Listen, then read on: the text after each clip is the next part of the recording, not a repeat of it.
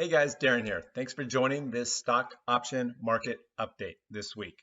All right, please hit that like button. Let's get this video out to as many people as possible. And we are got some great things to talk about this week. So we're going to touch on where we are in the S&P 500. We're going to talk about inflation. We're going to talk about interest rates.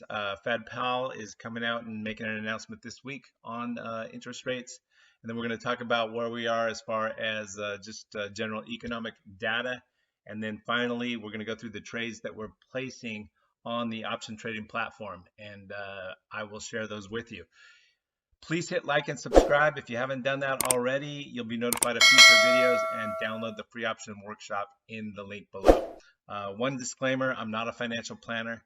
Please do your own research. If you're new to options, I recommend you start small. All right, let's jump right into it. All right, guys, where are we in the market today?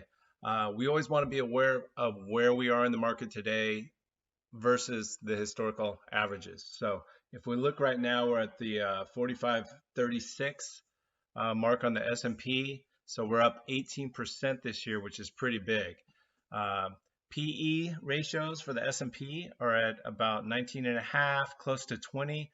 So still high versus the 17 PE 10-year average, going back 10 years. So I really like to be long stocks when we're down around the 15, 16 PE range, and hoping we might get that back down there. But wherever we are, we want to be positioned in the market for that. So, all right, with inflation, inflation numbers came out about 2 weeks ago, and CPI, the Consumer Price Index, came in at 3%, which was lower than expected, and the market shot up a bit. When that happened. The core inflation sank down to 4.8%, still lower than expected, the lowest since October of 2021. However, it's not where it needs to be. The Fed is really shooting for a 2% core inflation rate. That's historically what he's shot for and what he said, Jerome Powell said that he's shooting for now. Core inflation takes out the food and gas, which can vary and sway the markets. So the inflation numbers are good now. They're coming down, but the Fed is still committed to lowering definitely one more time. You can look at this in July 26th. So next week, Wednesday, they're coming out. There's a 99.2% chance that the Fed is going to raise to that 5.25% to 5.5% mark, and that should be the last raise for a while. You look at September, still 5.25% to 5.5%. There's an 83% chance. November, we're still in that range. January, still favored 5.25% to 5.5%. So it's not until March. However, there is something that's kind of interesting. Take a look at this. And the meeting that was had, it was the recent ECB central bank meeting where Powell said he didn't see core inflation hitting 2% this year or next year. So let's play that. I don't see us getting back to 2% this year or next year. You don't? No. I see us making progress, steady progress on, and this is core inflation. Yep. Headline inflation is coming down now, it's lower than core. But for core inflation, I don't see us getting to 2% this year or next year. I see us getting there the year after. 2025? Yeah. Core inflation 2%. So you're going to be restrictive for a long time. No. We will be restrictive as long as we need to be. But, if inflation is coming down sharply and we're confident that it's on a path to 2%, that would be a different situation. You would begin to think about loosening policy, but we're a long way from that. That's not something we're thinking about now or in the near future. So that's pretty interesting, because basically what he's saying right there is that the first interest rate cut may not occur until 2025. So that goes directly against this March of next year. So the Fed's looking at it, it looks like a little bit differently. So as far as the overall economic data, if the economy does continue to drop, the Fed will have room, I think, to cut in the future. So I do think there's a floor. The market would react positively if that did happen. And then we're at those highs, the 19 and a half to 20 PEs, and we're up 18% already this year. So I think there's a cap on the top too. I think we're trading within a range right now. All right, let's take a look at the FactSet Earnings Insight Report. This is released every Friday, and it's completely free. This is for July 21st, so this last Friday. And we have 18% reporting of the S&P 500, and 75% have reported positively. There is a 9% earnings decline since Q2 of 2020. So we're right in the decline right now, even though we're at kind of market highs. So again, that 12-month forward PE is high, close to 20 versus the average of 17.4. So let's look at let's go to page 12 on the report, and we can see that going forward for Q3, we're projecting 0.1% earnings growth and 1.2% revenue growth. So starting to get a little bit better. That's Q3 of this year, so this quarter. And then for calendar year 2024 down here, projected earnings growth of 12.9% and revenue growth of 5%. So we're getting back to some real growth there in calendar year 2024 next year. And then if we go to page 29 on the report, we can take a look, and this is where we look and see what we want to be invested in going forward. And again, I like energy just because the PE is 11 versus 15 is the 10-year average. So that's almost a 30% sale. So I like sales. And then real estate as well is a little bit cheap, 17 versus 19 historical PE. I like the diversification of being in real estate. You don't have to buy properties and manage them if you just pick a REIT, real estate investment trust, and there's some that are specific to healthcare, like MPW, medical properties. I really like that one. And again, they should do better since the interest rate hikes are coming to an end. Actually, next this coming week should be the last one for a while. The financials are still interesting to me. They're fairly valued right now. So with that, let's jump into the trades that we've got going on right now. The first one is crude. We can look at the chart for crude oil. And what I've been doing, as I shared last week, is trading crude when it's, we're on the wrong, here we go, crude.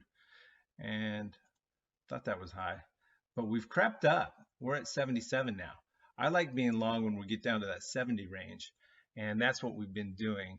If you look here, we've got two put spreads that we sold, and we've done really well. 394 we've made so far, but we've got another 185 to still make on this in the next 25 days. So I don't think it's going to get down here to this level. So I'm just going to hang on and keep that premium working over the next 25 days, maybe hold it till right before expiration, or let it expire worthless and keep it all. If it does come back down, I'll put on one more tranche, put on another credit spread, because we talked about this last week, but the countries in OPEC need to have oil above $70 to be profitable. So this is, to me, it's kind of a floor. So I do like that. We showed the chart. If you look at the curve mode and the analysis, I really like this on the platform, but we can see that we're profitable all the way down to 69.5 and above, and we're at 76. So we're in good shape there on crude. Corn, ZC, these are the corn futures. I'm doing the same thing. Corn had been at a low, and we can see here it's crept up a little, so that's why we're doing pretty well. But anytime it gets down below 500, I like to be long corn right now. and we're in good shape. 188. We've still got 142 to go in the next 33 days. And you can look same type chart, profit zone. AI, this is the one with the great ticker these days, but let's see. We can sort by positions and then sort here. We can look and we see earnings on 8:30. So earnings is coming up real soon in AI. So I may want to close that out before earnings, depending on where it is. We're right still in the middle between our strikes. So you can see that profit zone, and we're in good shape there. Now we can look at AMD, and we've got a couple of iron condors on, and you can see the stock is at 110. It had a little drop recently. It was up to the 132 range. Now it's back down to 110, and we are, let's see where we are. We go to the trade page, we go to curve analysis, and we can see we're kind of right in the middle in our profit zone. So at expiration, if we leave everything on, we're going to be profitable. We would actually be a little bit more profitable if it moves up a little. So at this stage, we've got earnings coming up on 8/1. So we're just going to hang on, and let's see how we've been doing in AMD. I think we've been doing pretty well, but we're up 44. We've got 139 in these two iron condors left to go. So we're going to leave it for now. Amazon's one that I put on recently.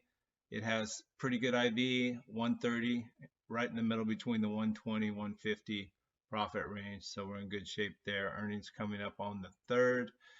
And Bank of America. This one I haven't done too well in, but long term, I'm confident in the big banks and Bank of America. So I'm just hanging on. IVR is very low, so we've got leaps options on. Schwab is one where one of the banks that we've done really well in.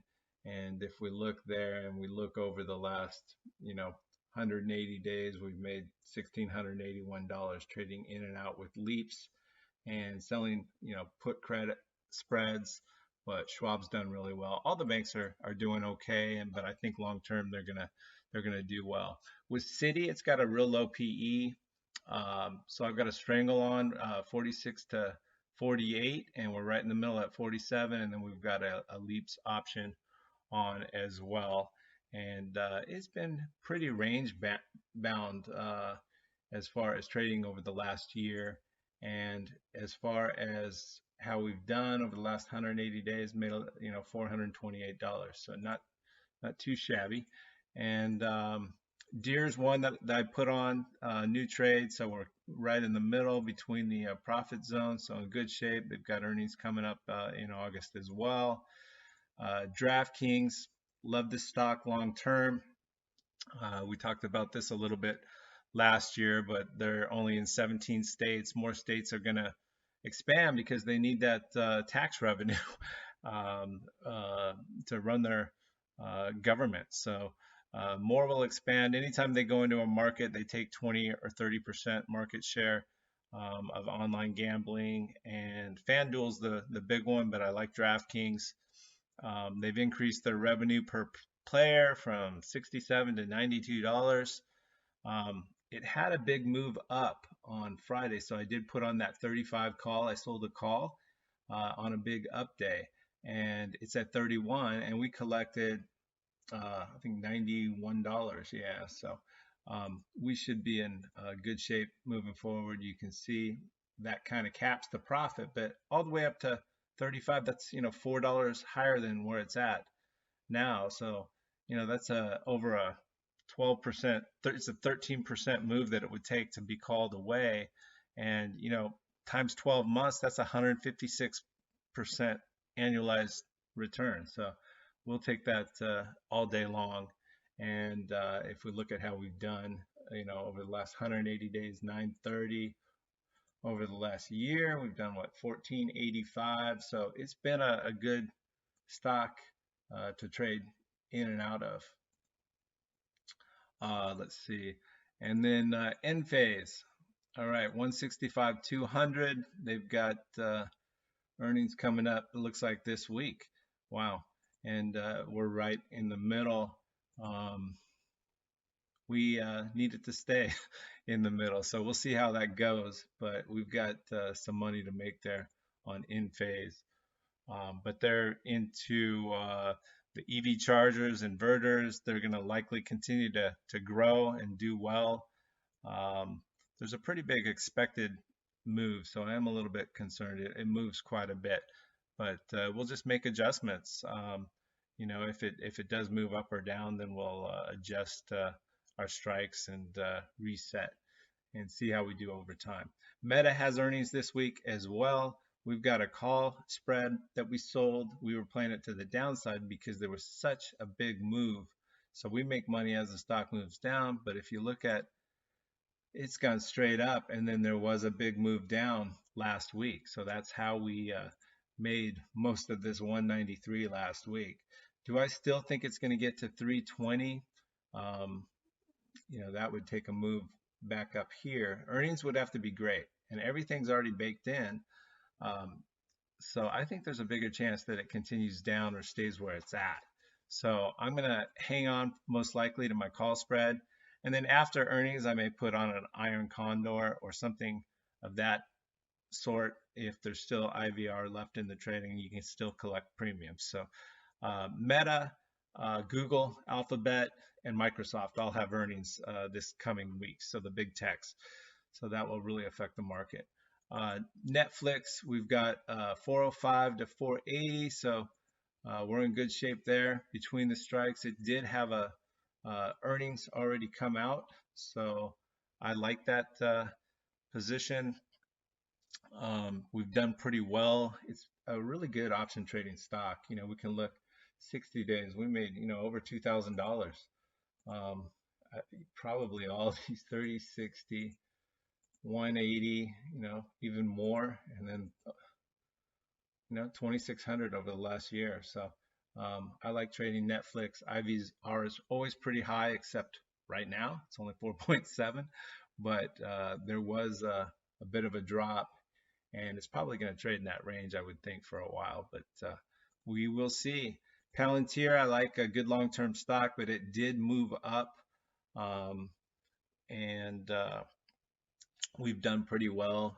If we look at, you know, the last 100, you know, year 819, last 6 days, wow, we've done $1,172. So not too bad. Right now we've got a poor man's covered call. So one of these calls is against this leaps option of the 19s. And I'm confident it's going to be tough to break the 19 level because it was so high up here. So I'm thinking it's going to stay down in this range, but definitely below 19 for some time. They've already grown quite a bit, but this is our profit range.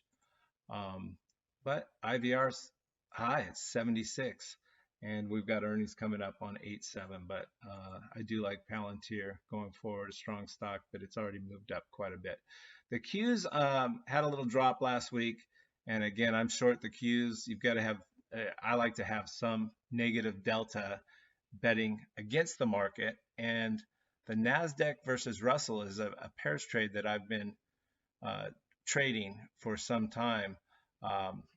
You can actually, on the Tastytrade platform, it's pretty nice. You can go to trade, and you can go to pairs, and if you're long, you can be long the Russell right here, so you buy one and short the Nasdaq, and you can look at a chart, it's at all-time lows.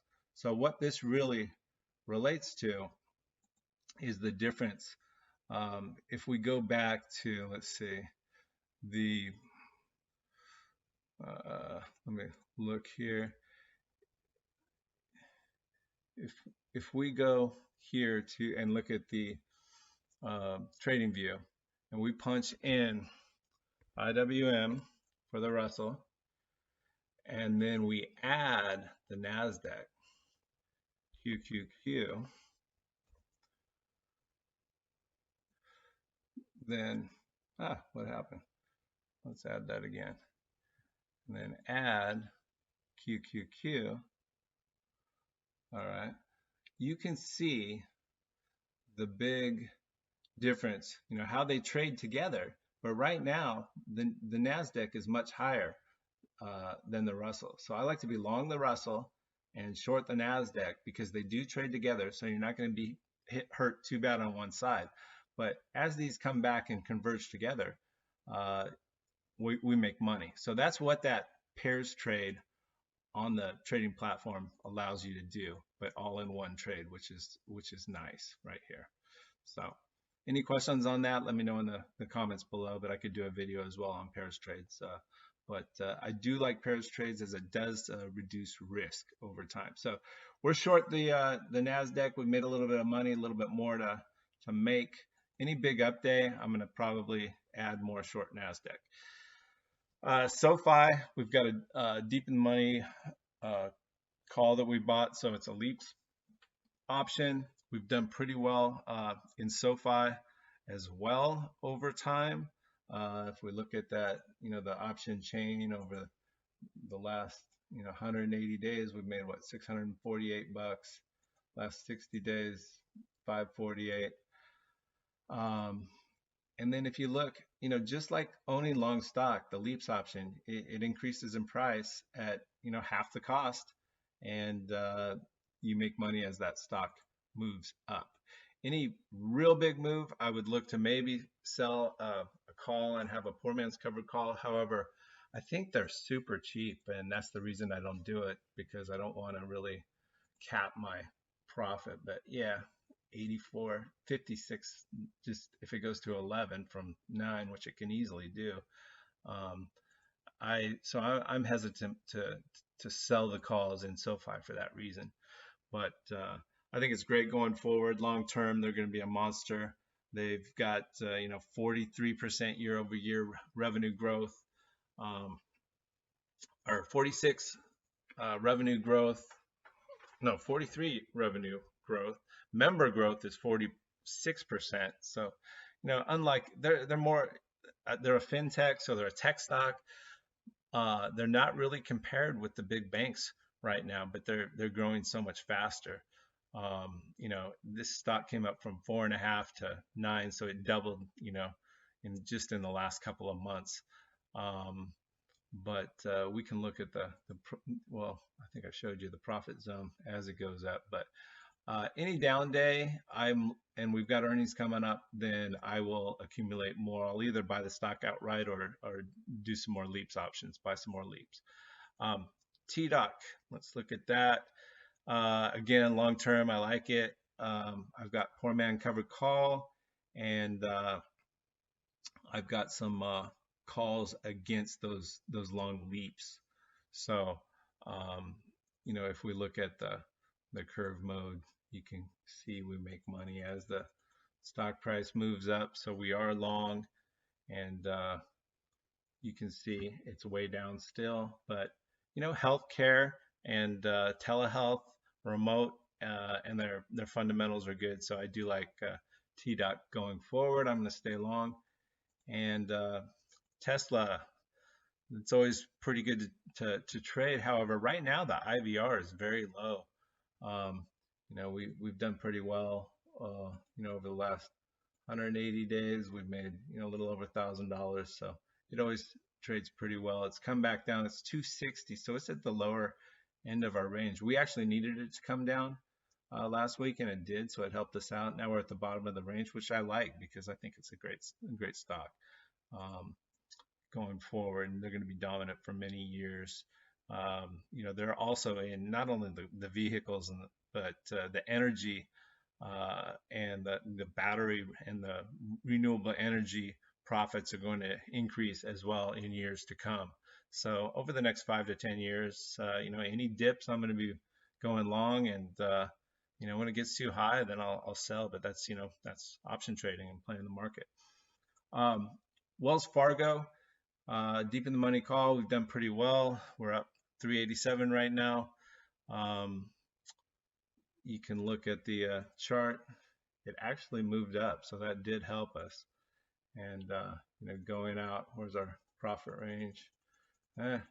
Way out here. Well, actually, we're at 45, so we're in the profit zone and moving up. And again, we've done pretty well over the last year, 600 bucks. But you know, the big banks, I like those guys. So, and then last one, ExxonMobil. You know, I like oil. The oil stocks, ExxonMobil is you know, one of the best, but oil and gas is good. Uh, I think oil in a good economy can shoot up to $100 a barrel. Again, not good for us at the gas tanks, but good for trading if we're long. And again, we've got that floor, I think, at $70 per barrel crude. So I think Exxon's going to continue to do well. So next week, or this week, we've got Microsoft, Meta, and Google all reporting. I think they're all, you know, at highs. They dropped a little last week, so I'm still short a little bit Meta and the Qs, but I'm going to wait and see how things go. If things do drop, then I might throw on some iron condors and go from there. So I've put a link down below for the free options workshop. Be sure and grab that. Let me know what you're trading. Any questions that you have, I will be sure and answer. And let me know what you would like to see in upcoming videos as well. Thanks for watching. Please like and subscribe, share with a friend, and I look forward to seeing you in the next one. Thanks.